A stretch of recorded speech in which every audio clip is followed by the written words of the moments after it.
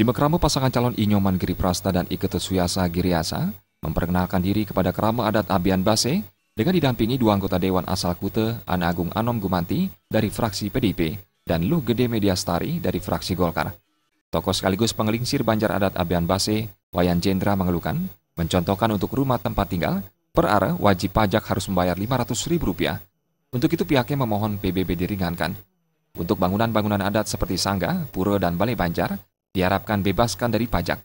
Kemacetan dan sesaknya akomodasi wisata di Kute telah mendapat perhatian serius dari paslon yang didukung koalisi PDIP, Golkar, Nasdem, Hanura, dan Perindo ini mengenai pajak bumi dan bangunan. Terkait masalah PBB, Giri Prasta mengatakan pihaknya akan menyusun regulasi agar pengenaan PBB bisa serendah mungkin. Kalaupun PBB masih tinggi, pemerintah akan mensubsidi. Terkait kemacetan, Giri Prasta akan mengoptimalkan fungsi sentral parkir dan membuat kantong-kantong parkir baru. Calon bupati dengan nomor urut 1 ini juga berencana membangun pasar induk Kute yang dilengkapi dengan ruang bawah tanah, gedung bertingkat untuk parkir, dan merancang jalan di atas tukat mati untuk mengurai kemacetan di Kute. Kute juga bakal dikembangkan menjadi smart city dengan pemasangan Wi-Fi gratis dan CCTV di tempat-tempat strategis.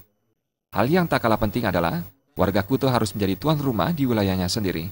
Pembangunan hotel berbintang akan dihentikan sehingga homestay milik warga bisa berkembang. Pengusaha hotel diwacanakan wajib mengakomodasi tenaga kerja lokal. Bila menolak, pemerintah tidak akan mengeluarkan atau memperpanjang izin operasionalnya. Saya Giri Prasta dan Suyasa sudah memahami bagaimana tentang kemacetan. Pasti kami akan bangun yang dimaksud dengan underpass di Patung Urarai. Begitu juga jalan di atas tukat mati.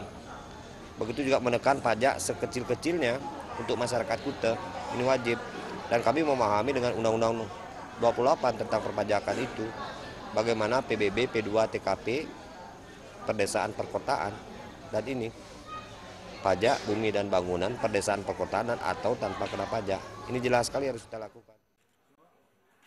Kerama Abian Base yang dimotori klien Banjar adat Abian Base, Agung Trista Kusuma menyatakan kebulatan tekad untuk mendukung pasangan Giriasa. Pihaknya juga berterima kasih kepada paket Giriasa yang telah datang dan memaparkan visi dan misinya. Mewakili kerama Banjar adat Abian Base termasuk warga muslim bertekad dan siap mengantarkan pasangan Giriasa sebagai bupati dan wakil bupati Badung. Dikatakannya, komitmen terhadap adat dan budaya serta program kebijakan untuk Kute menjadi alasan utama merapat kepada paket Giriasa.